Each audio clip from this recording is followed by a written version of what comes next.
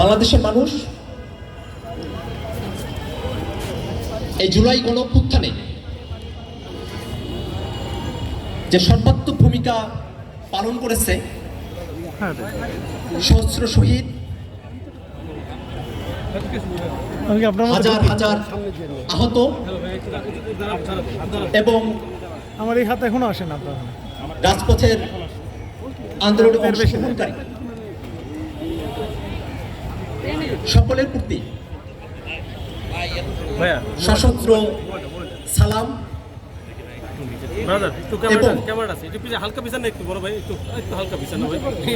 সম্মান রেখে আপনি আমাদের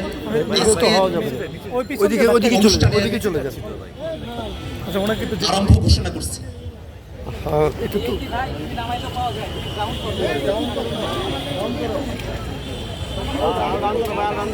আমরা আমাদের শহীদ ভাইদের স্মরণে 1 মিনিট নীরবতা পালন করব। আমরা তাদের জন্য দোয়া করব, প্রার্থনা করব, তাদেরকে স্মরণ করব। আমরা নীরবতা সময় শুরু করছি।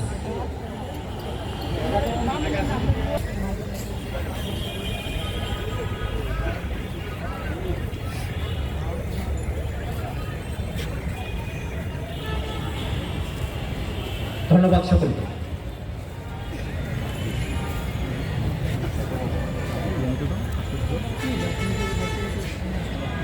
শত শত শহীদ এবং আহতরা তারা যে স্বপ্নের জন্য জীবন দিয়েছিলেন, রাজপথ সংগ্রামে অংশ নিয়েছিলেন, আমরা তরুণ যুবকরা সেই স্বপ্নকে আমাদের কাজে তুলে দিতে চাই। আমরা চাই গণহত্যাকারীরা তাদেরকে যথাযথ বিচারের আওতায় নিয়ে আসা হবে। আমরা চাই বাংলাদেশকে, এই রাষ্ট্রকে পুনর্গঠন করতে। আমরা চাই জনস্বার্থের পক্ষে আমাদের আজকের এই আত্মপ্রকাশ অনুষ্ঠানে আমাদের শহীদ পরিবারের পক্ষে অনেকেই এখানে উপস্থিত হয়েছেন।